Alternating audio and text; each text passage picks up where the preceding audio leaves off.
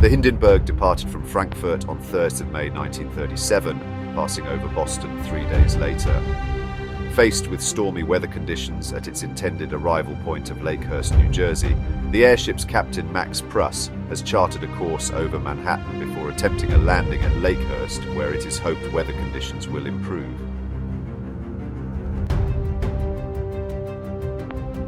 She is the largest vessel of its kind in the world.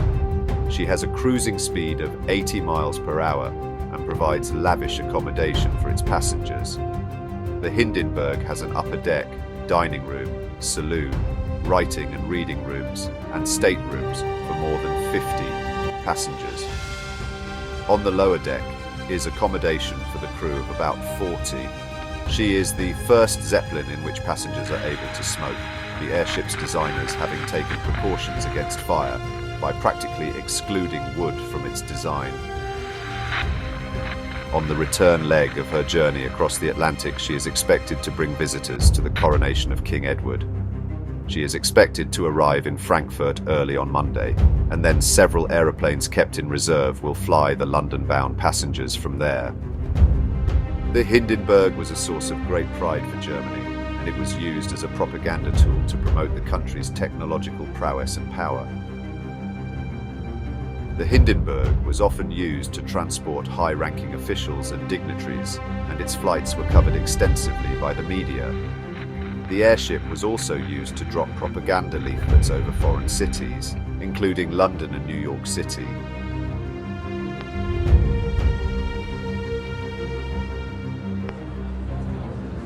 The Hindenburg had made its first flight from Germany to the US a year earlier, in May 1936. This trip was intended to inaugurate its 1937 season, an event considered noteworthy enough to draw newspaper and newsreel photographers to Lakehurst.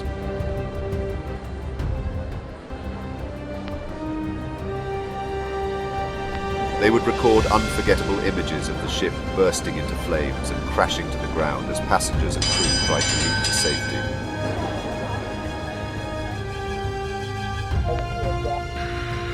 From the first sign of fire to the Hindenburg coming to rest on the ground, the disaster lasted roughly 30 seconds.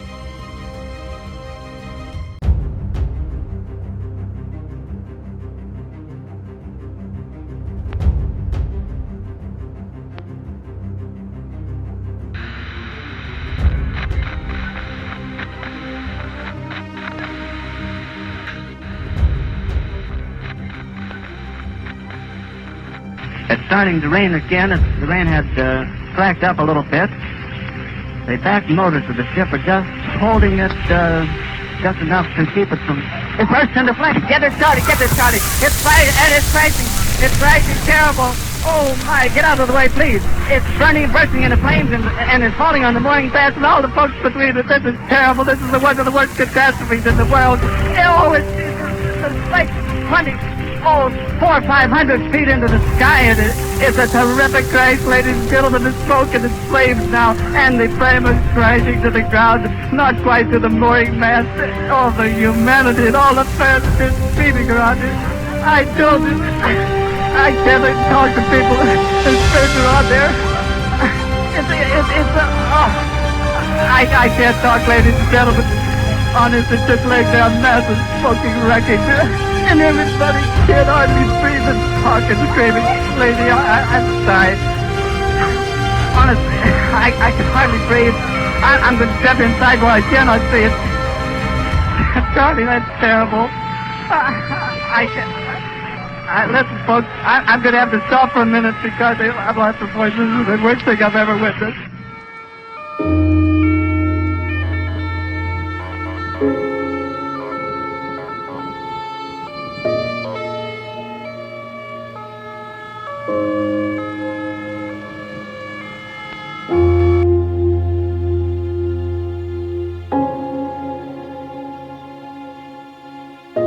News of the fate of the Hindenburg on 6 May 1937 soon reached the United Kingdom, and British newspapers the following day filled their front pages with news of the tragedy. The Lincolnshire Echo reported how the ship fell like a flaming torch. The Hindenburg disaster was a wake-up call for the aviation industry. and many changes were made in the aftermath of the tragedy to improve aviation safety. Even if the Hindenburg hadn't burned, it would have been made obsolete by aircraft. Essentially, the Hindenburg crash ended the era of passenger airships.